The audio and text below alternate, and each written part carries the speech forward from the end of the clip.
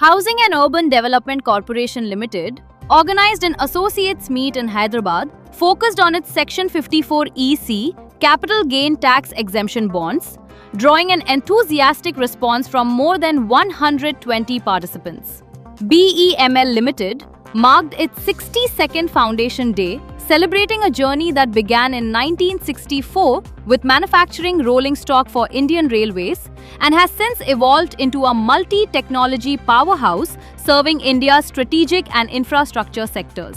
Strengthening its focus on safe and efficient mining, Ashutosh Dwivedi, Director Technical Northern Coalfields Limited, conducted a comprehensive review of safety practices, mining operations, and dispatch activities during his visit to the Bina project.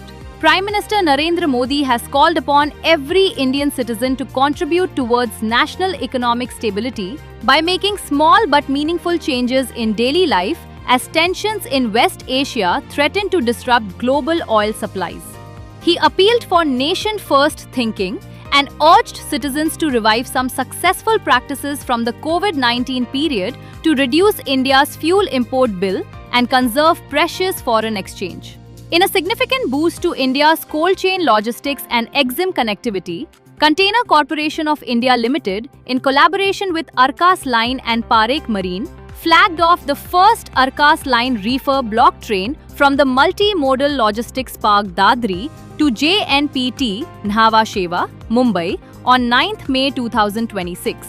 India continues to make significant strides in the clean energy transition, reinforcing its commitment to climate action and sustainable growth. According to the Ministry of Environment, Forest and Climate Change, India has now achieved a major global milestone by becoming the third largest country in the world in renewable energy installed capacity. In a key administrative move aimed at strengthening digital human resource management within the Indian Railways ecosystem, the Ministry of Railways has approved the deputation of IRPS officer Shri Ullas Kumar to the Centre for Railway Information Systems, New Delhi.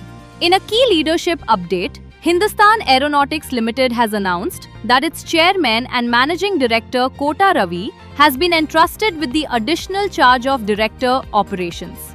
The development follows approval from the Ministry of Defence, Government of India, as communicated through an official letter dated 11th May 2026.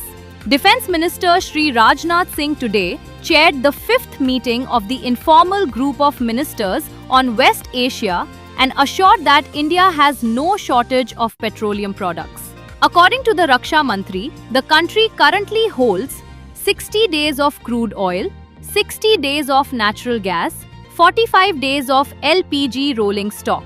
New Delhi has taken a major step towards smarter and smoother highway travel with the inauguration of the multi-lane free-flow tolling system at the Mundaka Toll Plaza on Urban Extension Road 2, UER2. This is the first barrier-less toll plaza in the Delhi NCR region, marking a major leap in India's digital highway infrastructure.